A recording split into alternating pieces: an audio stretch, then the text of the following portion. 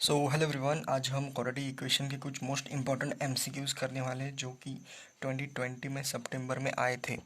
तो इन एमसीक्यूज़ का हम अच्छे से इस्तेमाल करेंगे हमारे आने वाले एग्ज़ाम में। तो सबसे पहले हम फर्स्ट एमसीक्यू देखते हैं जो कि आया था 2020 में सितंबर में। ओके, तो एमसीक्यू हमारा मतलब ये क्वेश्चन हमारा कुछ इस प्रकार है कि the product of the roots of the equation कुछ इस प्रकार है। तो 9x² minus 18 mod of x plus 5। तो अगर ये मॉड अंदर है तो क्या हमारा आंसर 5/9 आ रहा होगा? बिल्कुल भी नहीं। ऑप्शन में है लेकिन ये हमारा ऑप्शन बिल्कुल भी नहीं है कि प्रोडक्ट ऑफ द रूट्स हमें निकालना है और वो होते हैं c/a। तो c की वैल्यू हमारी है 5, a की वैल्यू हमारी है 9। तो ये हमारा आंसर बिल्कुल भी नहीं है क्योंकि यहाँ पर मॉड है। तो हम इसे सॉल्व करेंगे। सबसे पहले क्या मैं बोल सकता हूँ कि हम x² को हम मॉड के x का स्क्वायर बोल सकते हैं? क्या मैं बोल सकता हूँ कि x² को हम मॉड मॉड का स्क्वायर यानी कि x के मॉड का स्क्वायर हम इसे बोल सकते हैं? तो आसानी से बोल सकते हैं। यहाँ पर भी अगर हम -1 डालेंगे तो यहाँ पर भी 1 ही आएगा, और अगर हम यहाँ पर 1 डालेंगे तो हमें यहाँ पर भी 1 ही मिलेगा, यानी कि सेम आउटपुट मिलेगा। तो हम इसे रिप्लेस कर सकते हैं। तो हम 9x² को मॉड के x के स्क्वायर के साथ रिप्लेस कर देंगे। -18 का मॉड का x plus 5 is equals to 0। और हम मॉड के x को यानी कि मॉड ऑफ x को हम t मान लेंगे। तो हमारी इक्वेशन ऐसी आ रही होगी 90² minus 18t plus 5 is equals to 0।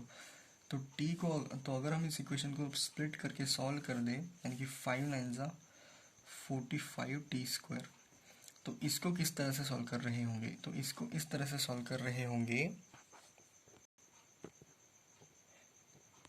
So 45t² के फैक्टर क्या आ रहे होंगे? तो 45t² यानी कि यहाँ पर 90², यहाँ पर 18 है।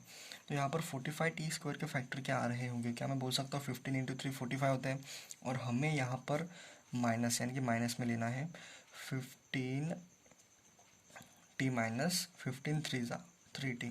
तो ये हमारे फैक्टर आ रहे होंगे 90² minus 15t minus 3t plus 5 is equals to 0। तो अगर जब हम कॉमन निकाल रहे होंगे तो यहाँ पर हम निकाल सकते हैं 3 कॉमन निकाल सकते हैं।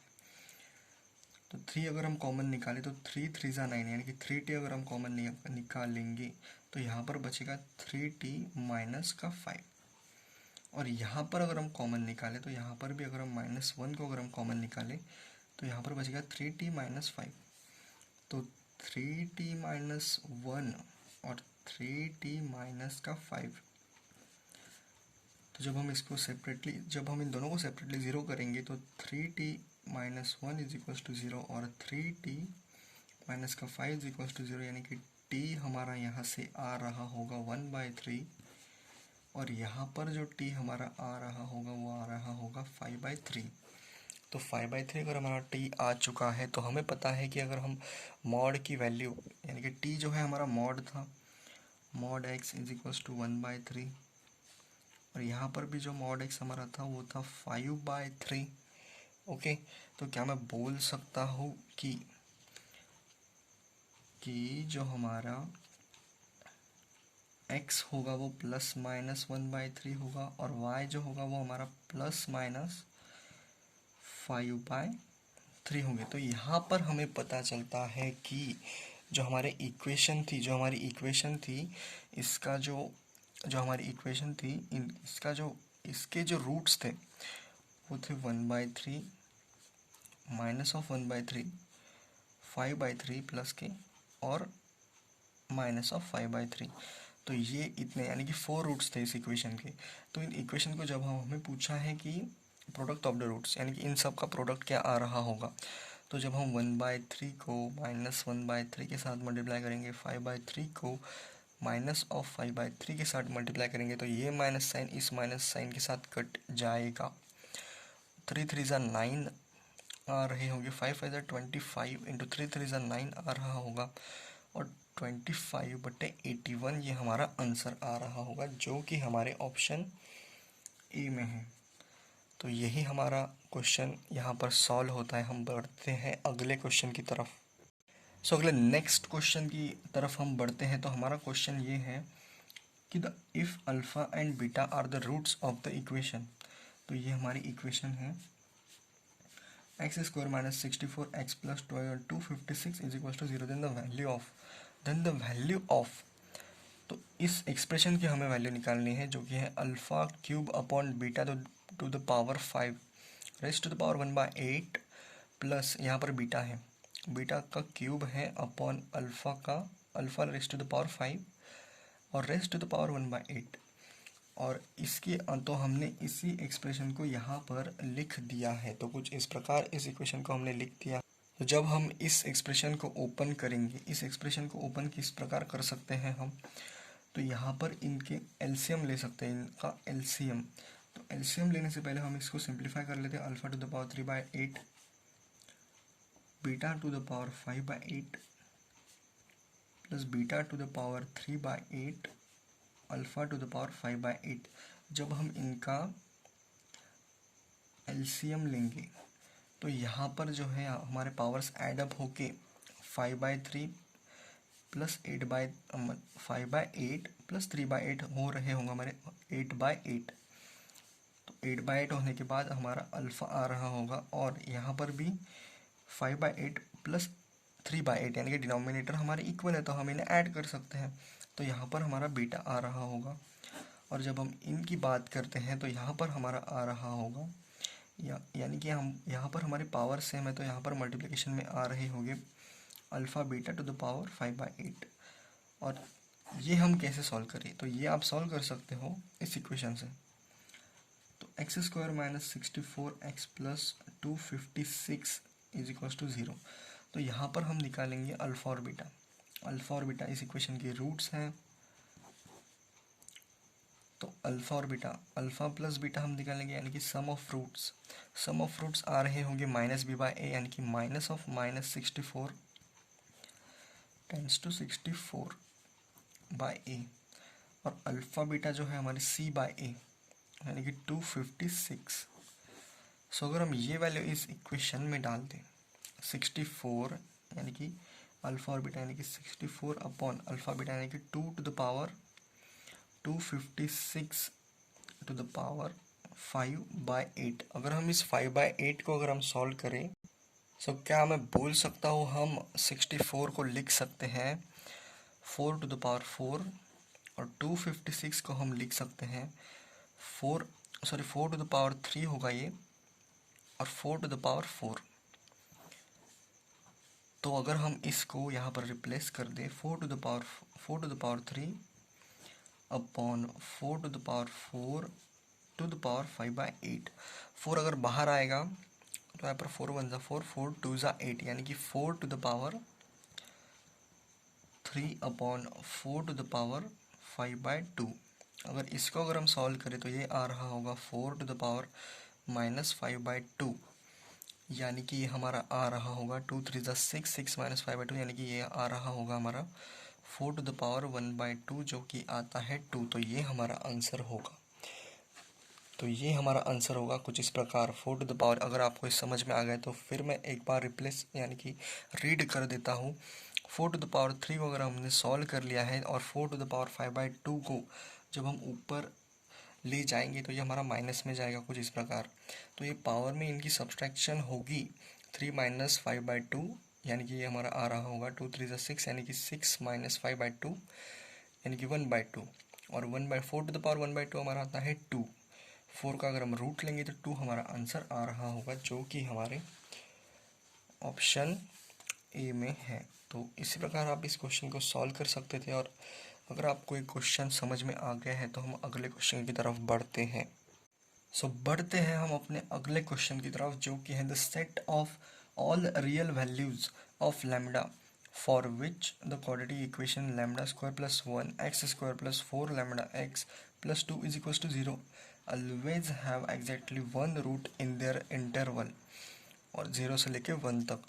तो इनका कहना यही है कि हमें सेट ऑफ रियल वैल्यूज़ निकालने हैं लैम्डा के फॉर विच द इक्वेशन, इस इक्वेशन के जो एक एग्जैक्टली जो हमारा वन रूट होगा वो इसके बीच में होगा, यानी कि इन इंटरवल्स के बीच में होगा।